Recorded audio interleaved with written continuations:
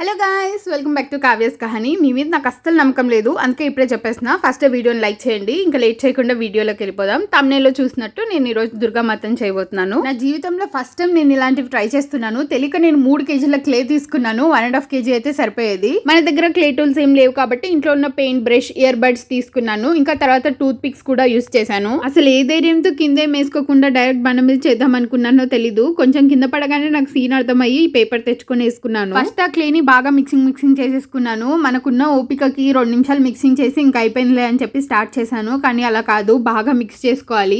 ఇంట్లో ఆన్లైన్లో ఆర్డర్ చేసిన స్క్రీన్ గార్డ్ డబ్బా ఒకటి ఉంటే దాన్ని నేను బేస్ లాగా యూస్ చేస్తున్నాను. ఇంకా ఫస్ట్ ఒక పీట రెడీ చేద్దామని చెప్పి క్లేతో ఇలా చేస్తున్నాను. నాకు ఇది చేయడానికి ఆల్మోస్ట్ ఒక 30 మినిట్స్ పట్టింది. నాకు అసలు ఈ క్లేతో ప్రాపర్గా ఎలా చేయాలో అస్సలు ఐడియా లేదు. యూట్యూబ్లో చాలా వీడియోస్ చూసి ఓకే ఇలా ట్రై చేద్దామని చెప్పి స్టార్ట్ చేస్తున్నాను. సింహం మీద అమ్మవారు కూర్చున్నట్టు చేద్దాం అనుకున్నాను. అందుకని ఫస్ట్ సింహం బాడీ కోసం క్లేని సిలిండర్ షేప్ లో తీసుకున్నాను. తర్వాత తల కోసం క్లేని రౌండ్ షేప్ లో చేసుకొని బాడీకి అటాచ్ చేశాను. సింహం తలలాగా ముక్కు మూతి దగ్గర క్లేని కొంచెం ముందుకంటూ షేప్ చేసుకున్నాను. తర్వాత సింహం కాళ్ళు పెట్టుకున్నాను. నెక్స్ట్ ఇప్పుడు సింహం తలకి హెయిర్ ఉంటది కదా, దానికోసం నేను క్లేని కొంచెం పల్చగా చేసుకొని చుట్టూ అతికిస్తున్నాను. తల చుట్టూ ఆ హెయిర్ అదంతా పెట్టుకున్నాక ఓకే కొంచెం సింహం లానే వస్తుంది అనుకున్నాను. తర్వాత తోక కూడా పెట్టుకున్నాను. ఇప్పుడు అమ్మవారి కాళ్ళు ఒకటేమో కింద పెట్టుకున్నట్టు, ఇంకోటేమో కూర్చున్నప్పుడు మర్చుకొని కూర్చున్నట్టు పెడుతున్నాను. తర్వాత అమ్మవారి బాడీ కోసం ఇంకొకసారి క్లేని సిలిండర్ షేప్ లో చేసుకొని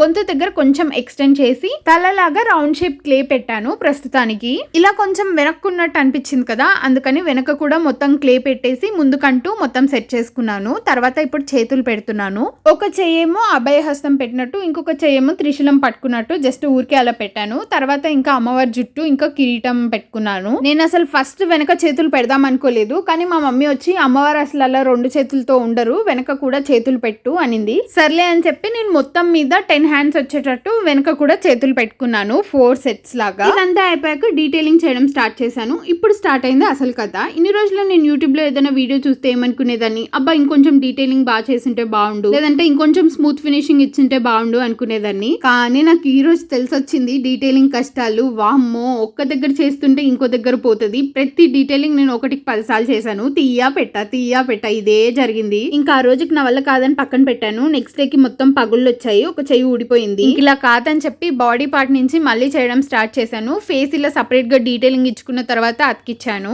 ఇంకా అప్పటికే ఫుల్ పిక్చర్ కి డీటెయిలింగ్ వీడియోస్ ఏం తీయలేదు. మొత్తానికి అమ్మవారిని నాకు నచ్చినట్టు నాకు వచ్చినట్టు డీటెయిలింగ్ ఇస్తూ కంప్లీట్ చేశాను. మొత్తానికి ఇది మన ఫైనల్ అవుట్పుట్. నాకు కూడా అనిపించింది ఫేస్ ని ఇంకొంచెం నీట్ గా చేస్తే బాగుండేది అని, కానీ ఇంకా ఎక్కడ కదిలిస్తే మొత్తానికే పోతుంది అని చెప్పి అలానే వదిలేశాను. సో క్లేతో నా ఫస్ట్ అటెంప్ట్. అమ్మవారి విగ్రహం ఎలా అనిపించిందో కమెంట్ చేయండి. ఇంకా లాస్ట్ లో లైట్స్ ఆఫ్ చేసి అమ్మవారి నీడ పడేలాగా ఒక వీడియో షూట్ చేశాను. అది కూడా ఎలా ఉందో చెప్పండి. ఇదంతా చేయడానికి నాకు ఆల్మోస్ట్ ఒక 8 hours టైం పట్టింది, కానీ ఇదంతా జస్ట్ నేను ఒక 4 minutes లో మీకు చూపిస్తున్నాను. సో వీడియో నచ్చితే లైక్ చేయండి. ఇలాంటి వీడియోస్ ఇంకా కావాలంటే మన కావ్యస్ కహానీని సబ్స్క్రైబ్ చేసి బెల్ ఐకాన్ ఆన్ లో పెట్టుకోండి. Bye bye.